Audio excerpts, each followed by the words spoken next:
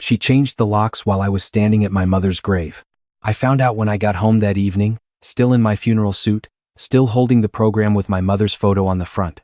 I stood there on the porch with my key that no longer turned, rain starting to come down soft and sideways, and I thought maybe I had the wrong house. That's how your brain protects you. For just a second, it offers you the kindness of confusion. Then my wife opened the door from the inside. She was wearing the cream silk robe I bought her for our anniversary 2 years ago. She looked at me the way you look at a delivery driver who rang the wrong bell. Not cruel, exactly. Just completely indifferent to whatever I might be feeling. "I've been meaning to talk to you," she said. This seemed like the right time. I want to be clear about something before I tell you the rest of this story. My name is Marcus Webb. I'm 32 years old. I grew up in Columbus, Ohio, with a mother who worked double shifts at a dialysis clinic for 20 years and a father who left before I was old enough to remember his face. I built everything I have from nothing, methodically, quietly, the way you do when you understand from a very young age that no one is coming to hand it to you. My wife's name is Daniela. We met at a fundraiser 6 years ago. She was laughing at something across the room and the sound of it stopped me mid-sentence in a conversation I can't even remember anymore. We dated for a year. Got married in Savannah on a Saturday in October. For a while, I thought I had figured out the part of life that comes after the work. I was wrong about that. The right time, I repeated, standing in the rain at my own front door. She stepped back to let me into the foyer. Only the foyer. She kept her body angled like a door she was prepared to close at any moment. "I've done a lot of thinking," she said. "About us. About what I need. And Marcus, I need someone who shows up. Someone present. Someone who isn't always disappearing into meetings and calls and whatever it is you actually do." That last part. Whatever it is you actually do. I had heard her say that before, in arguments, in passing. It never stopped landing like a small, clean cut. "My mother died 4 days ago," I said. "I know. And I'm sorry about that." "I am." She looked at her nails briefly, then back at me. "But I've been sitting with this for a long time, and I think you being away this week gave me the clarity I needed. I want a divorce. I've already talked to an attorney." I looked at her for a long moment. "Who is he?" I asked. Her jaw moved slightly. "That's not what this is about." "Okay," I said. I did not argue. I did not raise my voice. I asked her where my things were and she told me she had packed 2 bags and put them in the garage. I walked around the side of the house in the rain, picked up the bags, put them in my car, and drove to a hotel downtown. The hotel was called the Aldrich. 12 floors, rooftop terrace, a restaurant on the ground floor that did a very good short rib on Friday nights. I had stayed there before. The front desk recognized me. They upgraded me to a suite without being asked. I ordered room service, took off my funeral suit, and sat in the chair by the window watching the city come on in the dark. I was not surprised. That's the thing I want you to understand. I had known about the other man for 4 months. His name was Derek Calloway. He was a senior associate at Hargrove and Lane, a mid-sized law firm that handled corporate contracts and estate work in the city. He drove a leased BMW. He went to the same spin class as Daniela on Tuesday and Thursday mornings. He was 36, recently divorced himself, with the kind of jaw that makes certain women stop listening to whatever sentence was happening when they noticed it. I found out the way you find out about most things when you're paying attention. A charge on a shared credit card at a restaurant we'd never been to together. A name mentioned once, casually, then never again. The particular way she laughed at something on her phone one night and turned the screen face down on the coffee table. I didn't confront her. I just started paying closer attention to things I had been somewhat careless about before. Specifically, the name on certain documents. Let me explain something about how I work. When I was 24, I started a small consulting firm advising mid-sized companies on operational restructuring. It grew steadily over 3 years. At 27, I established a holding company called Meridian Apex Group. The reason I did this was simple and boring: liability, protection, tax structure, the standard advice of a very good attorney I paid a lot of money to listen to. I did not think about it much beyond that. What I had not thought about, because I had not needed to, was that Daniela had no idea Meridian Apex Group and Marcus Webb were the same thing. We had been together by then for 2 years. She knew I ran a consulting firm.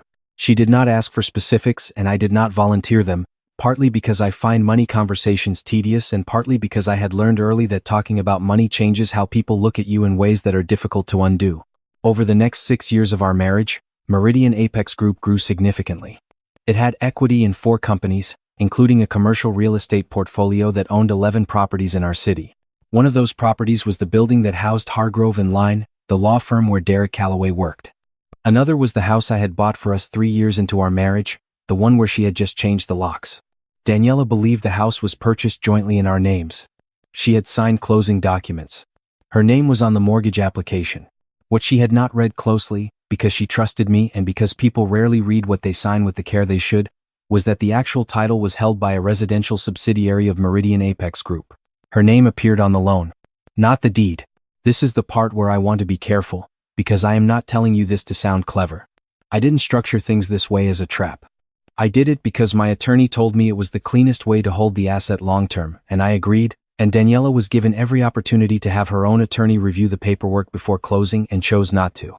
But sitting in that hotel room the night of my mother's funeral, I thought about that structure for the first time as it related to what was about to happen. I called my attorney the next morning. Her name is Patricia Osei, and she has been keeping my affairs organized for 6 years. I told her what had happened. She asked me 2 questions. The first was whether I was doing all right. The second was whether I wanted to be aggressive or patient. I said patient. I have always preferred patient. The divorce filing came to me 2 weeks later. Daniela's attorney, a man named Clifford Beek who advertised heavily on local radio, had drawn up a petition that requested a 50% division of all marital assets. The house was listed among them. So was the brokerage account she knew about, a joint savings with about $40,000 in it, and some furniture. Patricia sent a polite response outlining a fundamental issue with the asset list. We explained that the house was not a marital asset in the traditional sense, as it was held in title by a corporate entity predating the marriage, and that we would be happy to provide full documentation. We also noted that the joint brokerage account she had referenced had been dissolved and the funds moved to an account in my name only, which I was legally permitted to do at any time as the sole authorized trader on the account. Clifford Beek, I was told, read this letter twice before calling Patricia to ask if it was a joke. It was not. Meanwhile, I watched from a comfortable distance. Daniela had moved fast. Within 2 weeks of the funeral, Derek had been photographed on her Instagram in what I could only describe as a victory lap. Brunch in the neighborhood we used to talk about moving to, a weekend in Charleston. Captions about new chapters and finally breathing. I noticed she had also started referring to the house as hers in a way that suggested she had been practicing. That's what made the next part so interesting to watch. The first thing that happened was routine maintenance. Meridian Apex Group's property management division sent a standard notice to all residential tenants in their portfolio informing them of updated lease terms. The house Daniela was living in had been operating on an informal arrangement that was now being formalized. She would need to sign a residential lease or vacate within 60 days. I did not send this notice. It went out automatically as part of a portfolio-wide administrative update that Patricia had been planning for months. Timing, as they say. Daniela called me 4 hours after the letter arrived. I let it go to voicemail. Marcus, I got this letter from some property group and I think there's been a mistake. It says I need to sign a lease for our house? Call me back. Our house? I noticed that. I did not call back. The second thing that happened was a conversation Derek Calloway had with the managing partner at Hargrove and Lane, a man named Stuart Hargrove who had been a tenant of Meridian Apex Group for 9 years. Stuart was a practical man who understood that the building his firm occupied had a new management directive, requiring all tenants to sign updated commercial agreements by end of quarter. Meridian Apex had also quietly begun evaluating which tenants they wished to continue leasing to, given some planned repositioning of the portfolio. I want to be honest. Derek Calloway losing his position at Hargrove and Lane was not something I orchestrated directly. What happened was that Stuart Hargrove, under new commercial pressure, made a decision to reduce his associate headcount. Derek was the most recently divorced associate with the least portable book of business. That math did itself. Derek was let go on a Thursday. By Friday, Daniela's Instagram had gone quiet. The credit card situation was simpler. There was one card she had been using since we were married that ran through a business account under Meridian Apex. She had a card in her name, but the underlying account was mine. Patricia sent the card issuer the appropriate documentation and the account was closed with proper notice. Daniela's card stopped working at a restaurant on a Saturday night. I heard about this from a mutual friend who had been at the table. Apparently, she'd had to call her sister to come pay the bill. 3 weeks later, she called me again. This time I picked up. I need to understand what's happening, she said. Her voice had changed. The particular quality that I had always thought of as certainty had softened into something uncertain of itself. What specifically? I asked. The house. The card. Derek lost his job. It feels like... She stopped. It feels like something is happening. Things happen. I said. A pause. Marcus, I know you're upset. About your mom, about us. But we can talk about this. We can figure out. I'm not upset, I said. And the strange thing was, it was true. Grief is different from upset. I was grieving my mother. I was grieving the version of my marriage I had believed in for 6 years, but I wasn't upset. I was just watching things arrange themselves into their true shape. Then what do you want? She asked. To finish the divorce cleanly, I said. Patricia has been in touch with Clifford. I think they're close to a framework. He told me there are problems with the asset list. There are some clarifications, yes. Another pause. When she spoke again, something had collapsed in her tone. Did you do this on purpose? Set it up this way on purpose? I thought about that question for a moment. I set my life up the way I needed to. You just never looked at it. I hung up. The lease situation resolved itself the way most things do when one party holds all the documented leverage. Daniela moved out of the house in late November. She went to stay with her sister in Marietta. The house was absorbed back into the Meridian Apex residential portfolio and subsequently rented to a young couple at market rate.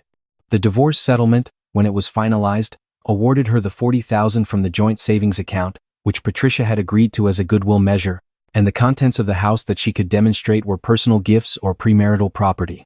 The house itself was determined to belong to the corporate entity. The brokerage account was mine. The consulting income was mine.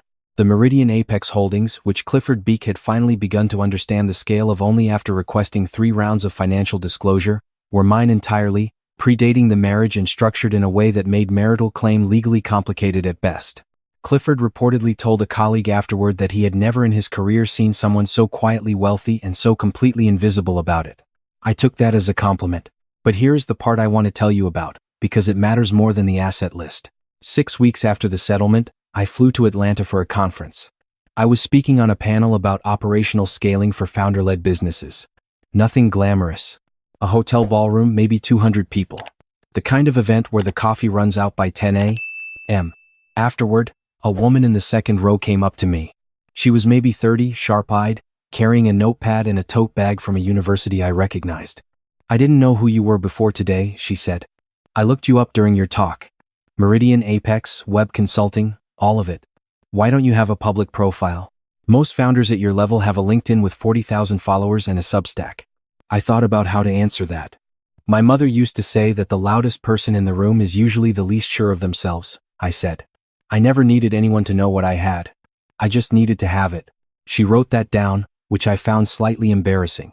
What I didn't say, because I was still working out how to say it even to myself. I had spent a long time building something real and solid and true underneath a marriage that turned out to be built on a version of me that was easier to dismiss. When you show people a simplified version of yourself and they still don't value what they see, you find out something important. You find out it was never about the version. It was always about them. Daniela had called me one more time, about 2 weeks after the settlement closed. It was late. I almost didn't pick up. I keep thinking about something, she said. I knew you were private. I knew you were careful. But I never once thought to ask what you were actually building. I just assumed I understood it. I didn't say anything. Was any of it ever in my name? She asked. Like, really in my name? Your name was on the mortgage, I said. She was quiet for a moment. But not the deed. No. Why not? My attorney recommended the structure, and I agreed with the reasoning. But you never told me. You never asked, I said. You asked me what I wanted for dinner and whether I thought her friends were judging her at the wedding and whether the living room needed new throw pillows. You never asked what I was building or who it was under or what any of it meant. You looked at me and decided you understood me completely, and then you replaced me when a version of complete showed up with better hair. I didn't say that last part with bitterness. Just with the plainness of something that had been true for a long time. She didn't respond immediately. I'm sorry, she said finally. About your mother. I should have been there. Yeah, I said. You should have. I hung up and sat for a while in the quiet of the hotel room. Outside, Atlanta was doing what cities do at night. Staying awake, staying lit, not particularly interested in any individual person's grief or reckoning. I thought about my mother. About the way she had looked at the world with this very specific combination of tiredness and humor, like she knew exactly how hard things were and found that knowledge slightly funny. She used to say that the people who underestimate you are doing you a favor. They keep their hands out of your business while you build it. I thought she was right about that. The new chapter, as it turned out, was not dramatic. There was no press conference. No public reveal. Meridian Apex continued to grow the way it always had, quietly, on a foundation that was too well documented to be disputed and too old to be challenged as marital property. I hired 2 new analysts in February. I moved into a penthouse apartment in a building I had owned for 3 years and never personally lived in. I started taking my calls from the rooftop terrace when the weather allowed. Derek Calloway, as far as I know, eventually found a position at a smaller firm. I bore him no particular feeling. He was a man who moved toward available warmth, which is what people do. I didn't blame him for what he was. I had just needed the specific timing of his employment situation to resolve itself naturally, and it had. What I keep coming back to is not the asset list or the settlement, or even the locked door in the rain. What I keep coming back to is a moment about 2 months before any of this, before the funeral, before the confrontation, when I was sitting across from Daniela at the kitchen table on a Sunday morning and she was scrolling through something on her phone and I was reading and we were completely quiet together. I had thought, in that moment, that we were comfortable. That silence meant ease.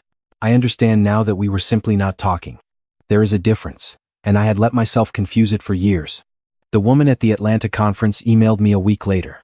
She was writing a piece about founders who operate below the cultural radar, people who build significant things without the performance of building significant things. She asked if I would be willing to be interviewed. I said I would think about it. I am still thinking about it. There is something that keeps me hesitant, and I have been trying to name it honestly. I think it is this. The story of what happened with Daniela is not really a story about money or revenge or even betrayal. It is a story about what happens when 2 people share a life without ever genuinely trying to understand each other. She built an idea of me in her head and lived comfortably in that idea for 6 years. I let her, because I was busy and because it was easier and because some part of me, I think, believed that love should be able to survive being partially understood. It can't. Or at least, ours couldn't. The morning I signed the final divorce paperwork, I drove to the cemetery where my mother was buried. It was a cold Tuesday, sky the color of old pewter, nobody else around. I stood there for a while with my hands in my coat pockets. I told her what had happened. Not the legal details. Just the shape of it. The way something you thought was one thing turned out to be something else entirely. The wind moved through the grass and said nothing back. I drove home. In the parking garage of my building, I sat in the car for a moment before getting out. I thought about what my mother used to say when I was young and something had gone wrong at school or in the neighborhood or in the small daily arithmetic of a difficult life. She would say, "You don't get to choose what breaks you. You only get to choose what you do while you're still broken. So do it carefully. Do it with your eyes open. And for God's sake, do it quietly enough that they don't see you coming." I got out of the car. I took the elevator to the 14th floor. I made coffee, opened my laptop, and got back to work. Some men fight loudly when the world tries to make them small. They announce their pain, demand acknowledgement, build their comeback in public where everyone can watch. I understand that impulse. I have even respected it in others. But I have never been that kind of man. I am the kind that goes quiet when he's hurt. That keeps his name off the deed while his heart is still very much in the house. That builds underneath the noise, underneath the assumptions, underneath the comfortable certainty of people who thought they had him figured out. And when everything settles, when the accounts close and the paperwork is filed and the door that once locked me out is now listed as a rental property generating monthly income, I don't feel the need to explain myself. The work explains itself. The silence was never emptiness. It was just space I hadn't filled yet.